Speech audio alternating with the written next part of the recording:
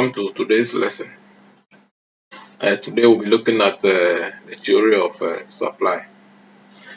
To put the topic into perspective, from the beginning of this course, we have learned that as a human society, we have limited resources in relation to our numerous needs and wants.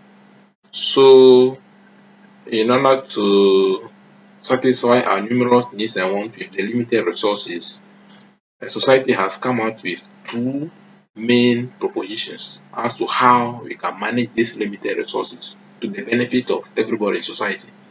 So we came across the concept of capitalism and socialism. And as I've said earlier, in the world in which we live today, socialism is not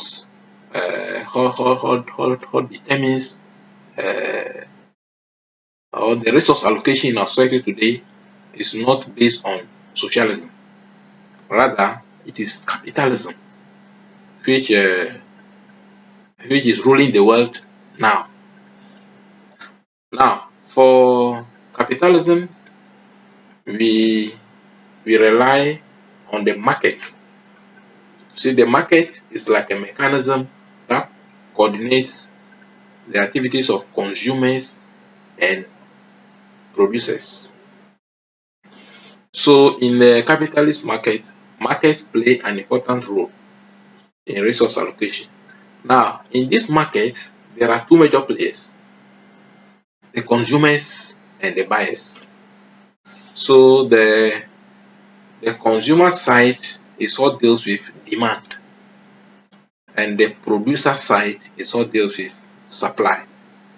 So how the quantity of goods and services that producers are willing to buy, producers are willing to sell at a given price and at a given time, all things being equal, is what you're going to focus on today.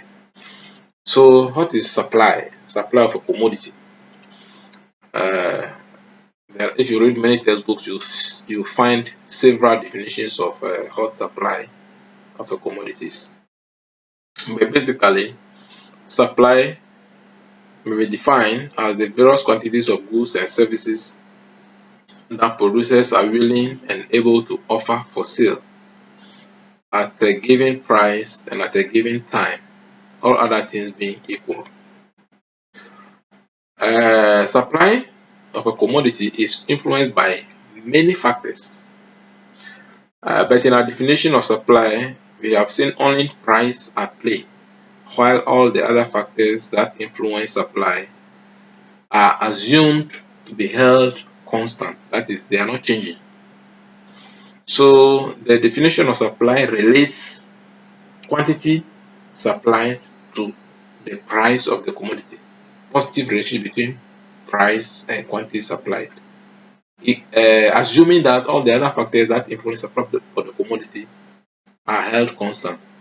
And it is that assumption that all things being equal is referring to. So the all things being equal assumption in the definition of supply simply means that all the other factors that influence the supply of a commodity are held constant. Actually, the quantity supplied of a commodity is influenced by many factors, not only the price. But in the definition, we only saw the price. So what are the other factors that influence the supply of the commodity? In order to see the key role of the price in influencing quantity supply, we have to suppress the other determinants that influence the supply of a commodity. That is why we use the assumption all things being equal to kind of hold all the other factors that influence the supply for a commodity constant. We can talk about individual and market supply. Let's take, for instance, a commodity like maize that has four producers, individual A, B, C, and D. Let's say Ulunka of maize varies over this price: 2, 3, 6, 8, 10, and 12. Let's assume that when Olonka of maize is 2 cedis, individual A produces 4 units. Individual A produces 4 Olonkas of maize. When the price is 2, individual B produces 8, individual C produces 10, and individual D produces 6. When the price increases further, individual A increases his production from 4 to 6 Olonka. 8, individual B increases it from 8 to 9. Then individual C increases from 10 to 11. Then individual D increases it from 6 to 8. When the price goes all the way to 12, you can see that individual A increases his production from 4 to 14. Individual B from 8 to 16. Individual C from 10 to 15. Then individual D 6 to 16. Now, the relationship between price of a commodity and what an individual produces is what we are referring to as the individual supply. So, if you look at the prices from 2 to 12, individual A produces 4 Olonkas at price 2 all the way to 14 when the price has gone to 12 when the price has gone to 12. Individual B also produces 8 Olonkas when the price is 2 all the way to 16 Olonkas when the price has gone to 12. So if you take an individual and you relate what he produces at various prices, then we are talking about individual supply. Now, at the price of 2, if we assume that we are in a market which is being supplied by only 4 individuals, A, B, C, D, then when the price of the commodity is 2, individual A will supply 4, individual B will supply 8, individual C will supply 10, individual 60, and individual 4 will supply 6. So if you add all these quantities supplied by the individuals at the price 2 in the market, then we'll be having market supply. So these are the quantities these various individuals brought to the market to sell when the price of the commodity is 2 cedis. When the price is 3 cedis, the individual A supplies 6, individual B supplies 9, individual C supplies 11, individual D supplies 10. So if you horizontally sum, when the price is 3, individual A supplies 6, individual B supplies 9, individual C supplies 11, and individual D supplies 8. So if you horizontally sum the quantity supplied by individual A, B, C, D, when the price is 3 cedis, is 34. So when the price is 3 cedis, 34 Olonkas of maize will be supplied in the market by these various individuals. If you continue all the way to price 12, you have individuals supplying various quantities at the various prices. So the market supply is simply the horizontal summation of the individual supplies at a specific price.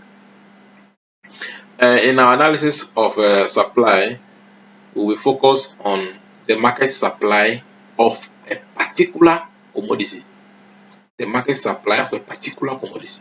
So we can talk about the market supply of cocoa, the market supply of maize, the market supply of garri, the market supply of beans.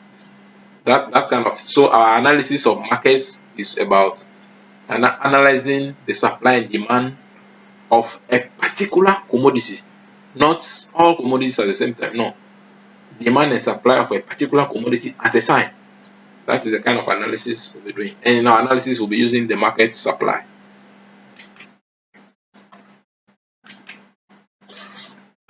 As you can see from the table, if you look at the price of the commodity and the market supply, you can see that as the price rises from 2 to 12, the market supply also rises from 28 all the way to 61. So you can see that as the price is rising, the market supply is also increasing. This is what is known as the law of supply. The higher the price, the higher the quantity supplied, and the lower the price, the lower the quantity supplied, all things being equal. Now if we graph the price against market supply, if you put price on the vertical axis and you put quantity on the horizontal axis, and you plot the intersection of the price at the corresponding quantities. So when the price is 2, quantity is 28. When the price is 3, the market supply is 34. When the price is 6, the market supply is 40. When the price is 8, the market supply is 48. When the price is 10, market supply is 54. When the price is 12, the market supply is 61.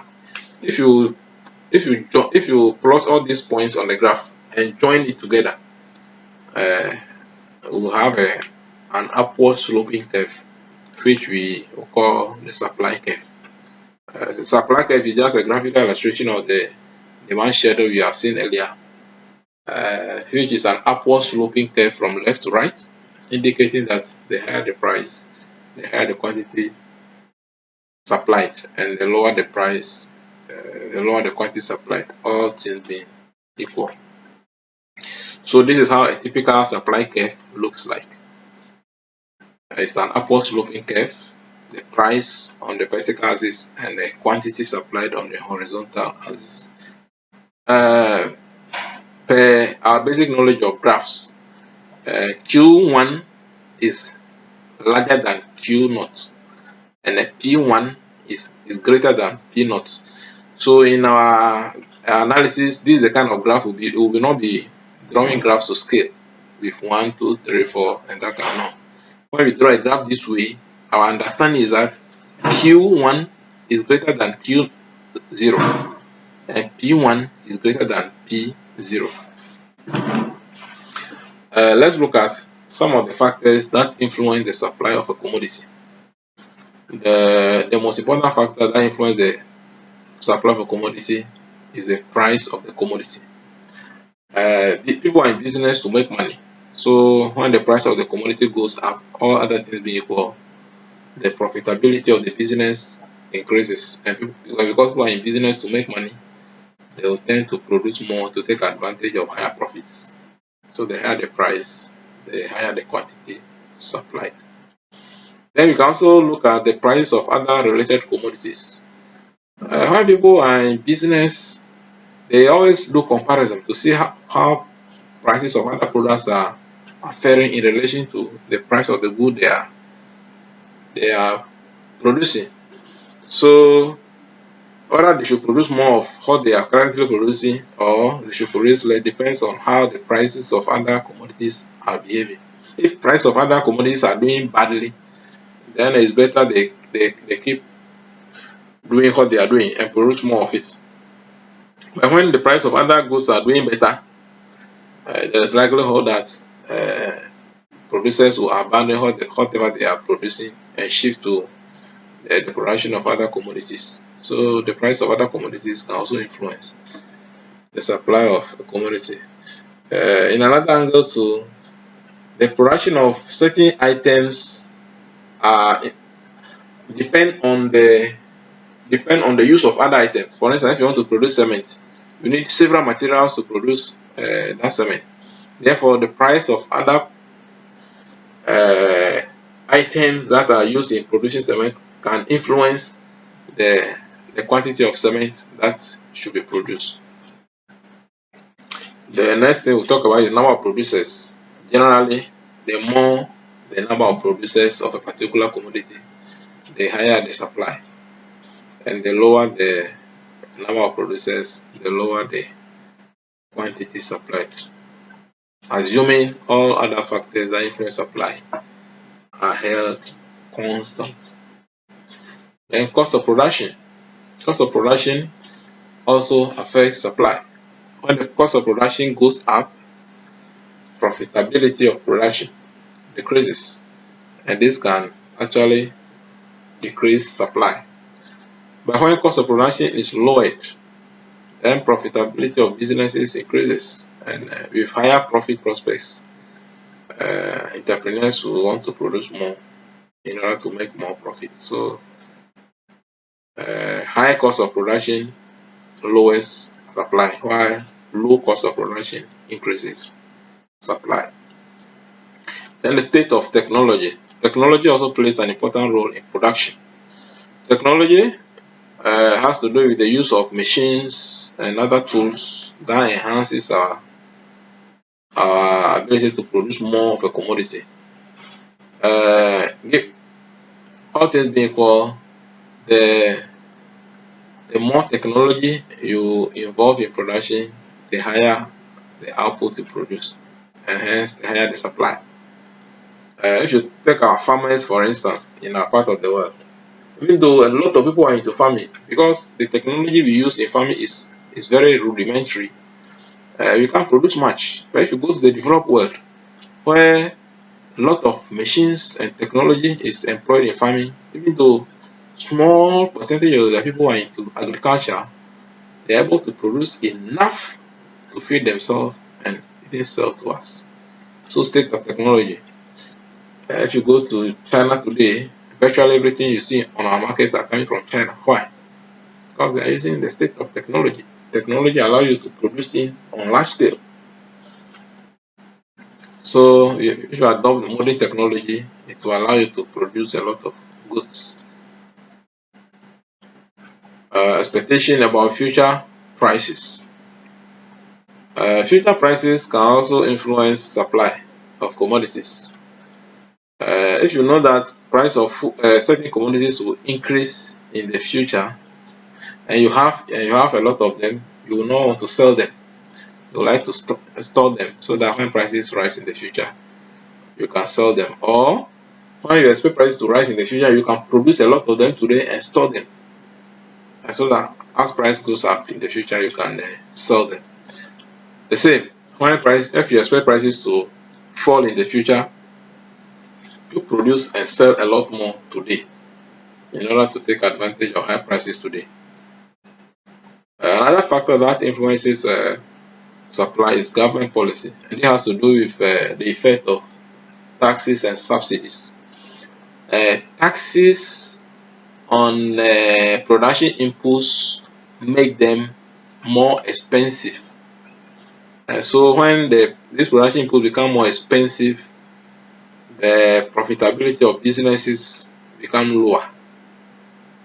So people are discouraged from production. And subsidy is the opposite of taxes. Subsidy means uh, a portion of the cost of the input will be borne by the government. So let's say a commodity that cost, let's say a fertilizer, which costs 100 cedis. The government will say pay 70 cedis and I'll pay 30 cedis. So the 30 cedis become the subsidy. So when the government subsidizes a commodity, it becomes cheaper for the producers, and the producers will be able to buy more of the inputs and produce more. And it reduces cost of production as well. So the profitability of production goes high, and this can encourage production. Even though we are saying that the supply curve is upward sloping, uh, as we can see here, in many situations or in some special situations, supply curve will not behave that way. They will behave differently. So we have three main cases of situations where the supply curve would deviate from the normal supply curve you have just seen. Those three cases are backward sloping supply curve. You know, supply curve is supposed to be upward sloping, but you can have a situation where it is backward sloping. You can also have a situation where the supply curve is perfectly elastic and perfectly inelastic. So let's see how a backward bending supply curve looks like. The backward bending supply curve looks like a demand curve. So here, as the price goes up, the quantity supplied decreases. This is likely to be the case in the labor market. So we all work because of money. So if the wage becomes so high, then there will be limited motivation for you to work harder. So because you are working because of money. So if money is already if how much you get when you work is so high, why then work so much? So that can also decrease.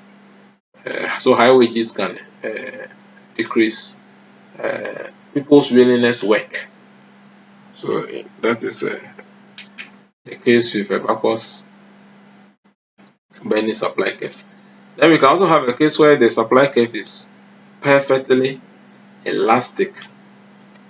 What it means is that no matter the quantity supplied, the price will be the same. No matter the quantity that is being supplied, the price is fixed. So in this case, the supply curve is horizontal and parallel to the quantity axis. If a supply curve is perfectly elastic, what it means is that a slight change in price will result in an infinite change in quantity supplied. A small change in price will produce a very huge change in quantity supplied. Then you also have a case where the supply curve is perfectly inelastic.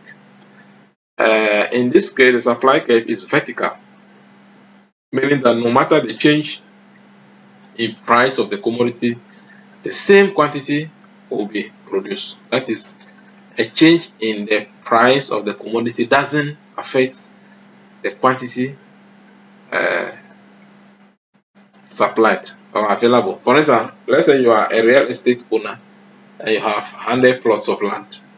Even if the price of the land has increased, the quantity of land available cannot be increased. It's limited, it's fixed. So no matter the change in price, you cannot increase the number of plots.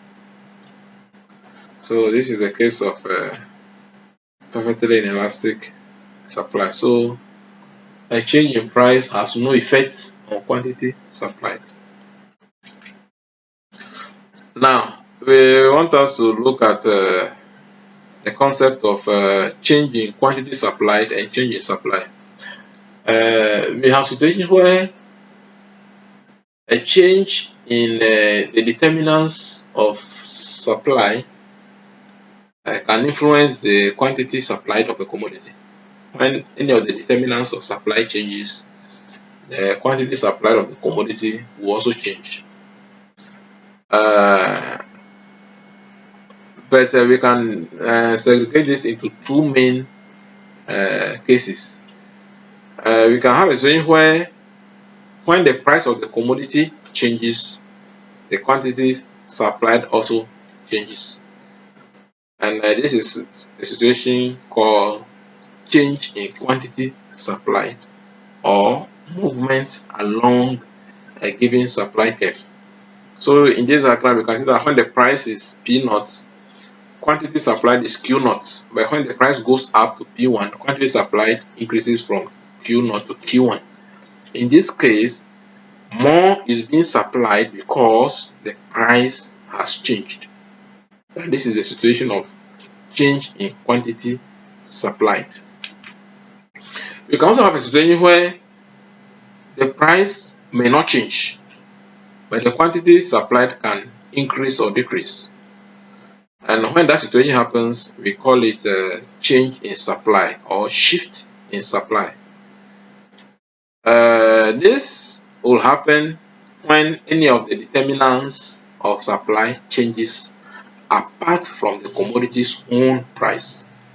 In this case, the price of the commodity remains the same, but when any of the determinants of supply, such as government policy, the weather, and the price of other related commodities, the state of technology, if any of those factors changes, though the price of the commodity remains the same, more or less could be supplied depending on the direction of change. So as you can see in this diagram, the price of the commodity remains constant. But the supply curve initially is at S naught, where the quantity Q naught is produced. But because of some changes in the determinants of supply, that is, there are certain factors of supply when they change, it can either shift the supply curve to the right or change the supply curve to the left. In that case, quantity supplied will move from Q0 to Q1 or from Q0 to Q2. For instance, if you want to move the supply curve from S0 to S1, generally when there are favorable supply conditions, like an improvement in the state of technology, in agriculture, for example, if there is good weather, there are no pests and diseases, then and there's a favorable government policy like subsidy, then we expect the supply curve to shift to the right. So quantity supplied will increase, even though the price of the commodity remains the same. When there are unfavorable supply conditions, we expect the supply curve to shift to the left. That is from S0 to S2. So in that case, though the price of the commodity remains the same, the quantity supplied will move from Q0 to Q2. A typical example is drought. When there is drought, see, in our part of the world, we depend on rain-fed agriculture. So when there is drought, you see that production decreases. Even though the price of the commodity has not changed, less will be produced because of the weather condition. So if there is a change in any of the determinants of supply apart from the commodity's price, the supply curve will either shift to the right or to the left. So I've listed some of the points here. So when there's a change in the price of other related commodities, supply can shift to the right or to the left. For instance, if you are a maize farmer, then all of a sudden the price of cotton has increased so much, meaning if you are a cotton farmer, you'll be making a lot of money. Farmers who are producing maize can shift from maize production to what? Cotton production. In that case, the supply of maize will shift to the left. The supply curve of maize will shift to the left. The supply curve is not shifting to the left because not because the price of maize has changed. The price of maize remains the same, but because the price of another commodity like cotton has changed, farmers will shift from maize production to cotton production, and that will reduce the quantity supplied of maize on the market. So change in the number of producers, change in the cost of production, change in the state of technology, change in expectation about future prices, change in government policy, all these things can shift the supply curve to the right or to the left, depending on the situation at hand.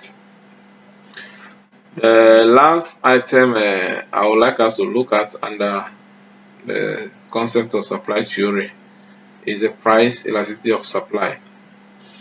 Generally, when the price of a commodity changes, the quantity supplied will also vary. So you want to measure the extent to which a percentage change in price will influence the quantity supplied of a commodity in percentages. And that concept is what we call the price elasticity of supply. So, so as the price of commodity changes, the quantity demanded will also change. So the percentage change in price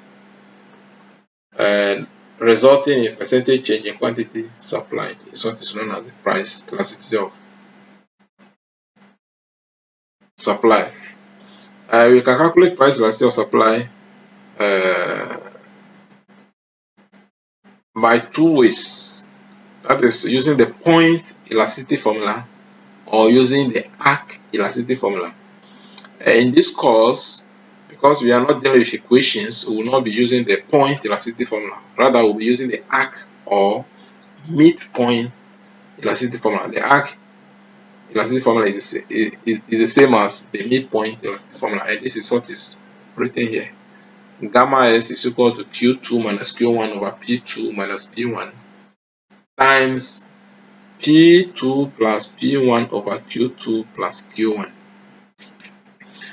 where Q1 is the initial quantity supplied, Q2 is the final quantity supplied, P1 is the initial price, and P2 is the final or the new price.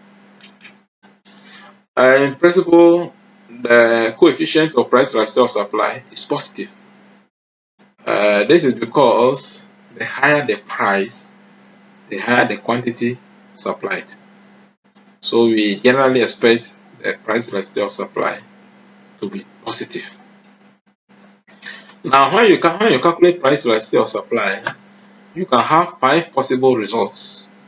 You can have a situation where the price elasticity of supply is exactly 0. When the price elasticity of supply is exactly 0, we say the commodity is perfectly inelastic, or the commodity has a perfect inelastic supply. Perfect inelastic supply, meaning a change in price of the commodity will not affect the quantity that is supplied. Price has no effect, price change has no effect on the quantity supplied. That is the case of a perfectly inelastic supply. Then closer to perfectly inelastic supply is a fairly elastic supply.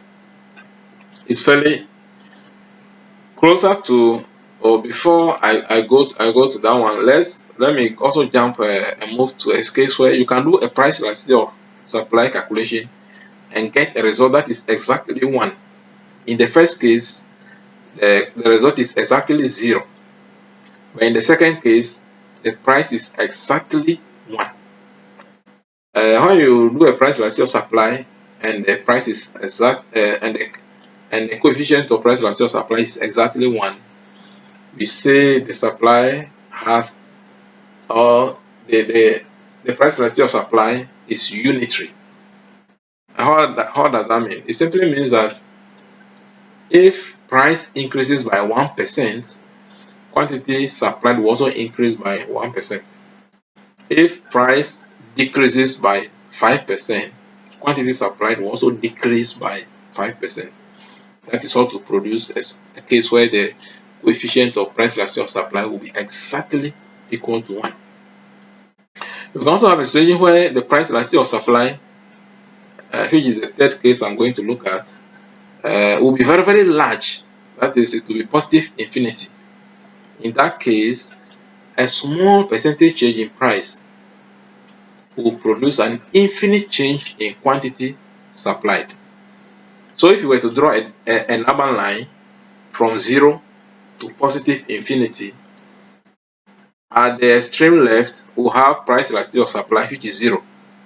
At the extreme right, we can have price elasticity of supply, which is positive infinity. Then in the middle, we can have price elasticity of supply, which is exactly equal to 1. Now, in between 0 and 1, we can also have a price elasticity calculation result. And between 1 and positive infinity, we can also have a result. When you do a price elasticity of supply calculation, and the price and the result lies between 0 and 1, then we say the supply facing the commodity is fairly inelastic. It's fairly inelastic. What this simply means is that a change in price will produce less than proportionate change in quantity supplied. For instance, if price of a commodity increases by, let's say, 10%, quantity supplied will increase by less than 10%. So, for instance, price increased by 10%, but the quantity supplied is increasing by 8%, 9%, by 5%, by 3%, by 1%. You can see that all these percentage changes in the quantities supplied is smaller than the initial percentage change in the price of the commodity. That is the case of a fairly inelastic supply. Then you can also have a situation where the supply for the commodity is fairly elastic. And that is the case where the price elasticity of supply lies between 1 and positive infinity, in between 1 and positive infinity. That is the case where a percentage change in price results in more than proportionate change in quantity supplied. For instance, you increase price by 1%, and that increase in price by 1% results in 2 or 3 percentage increase in quantity supplied. In that case, the price elasticity of supply calculated will be greater than 1, but less than infinity. So these are the 5 possible results that you can obtain when you calculate price elasticity of supply. So in summary, we have looked at the quantity supplied of a commodity as a function of price, assuming all the other determinants of supply are held constant. And we have established that there are other determinants of supply which are contained in that assumption, all things being equal. And we look at assumptions like we look at factors like the price of other related commodities, the state of technology, the government policy, expectations, and the rest. We also look at the law of supply, which states that the higher the price, the higher the quantity supplied, and vice versa. We also look at the exceptional supply curves. Then we look at the price elasticity of supply. Briefly, this should bring us to the end of the concept of supply. Thank you, and all the best.